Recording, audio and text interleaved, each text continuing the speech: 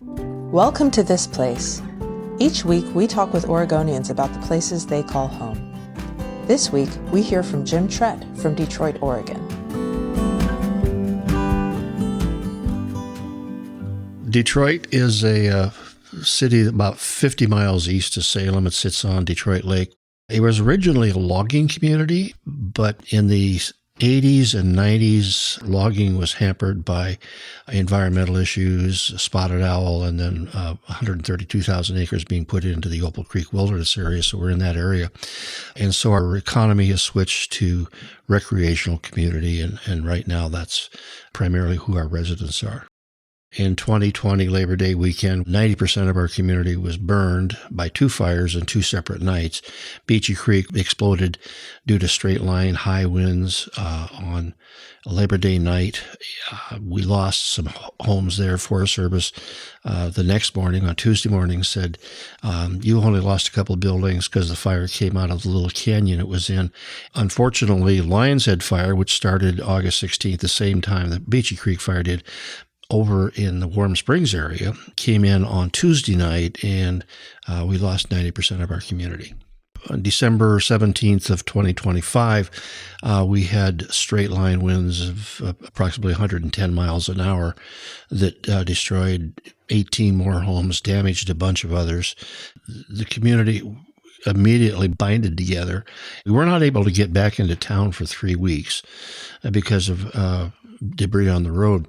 And then we were without water for 7 months because our entire water plant went to the ground, anything that wasn't underground. But we came together very quickly, protecting each other, doing whatever we could for each other. But it was such a big disaster area. It's taken us these 5 years. We're still just now getting close to completing the rebuild of our water plant. We've had water since, but it's been very limited. And with FEMA help and a lot of other grants and things like that, we've been able to complete the water plant. We're adding a water reservoir, and then we will be complete and hopefully moving on from that.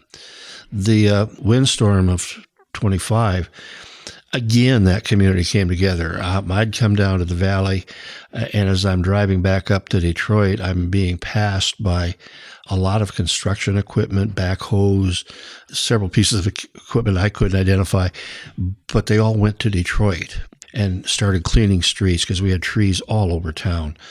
And none of that equipment had been called for. We have a lot of people who have residences, second homes in Detroit who are in the construction industry, and they just made the phone call. And you had people, when they would be finished with their lot, maybe minor damage, they'd be walking around town saying, what can I do to help somebody else? My home had 3 trees go through it, and while we're trying to secure it and move on there, I literally had, I think it was a dozen people just show up and start helping. It was just fantastic. That's the kind of things we saw after both disasters.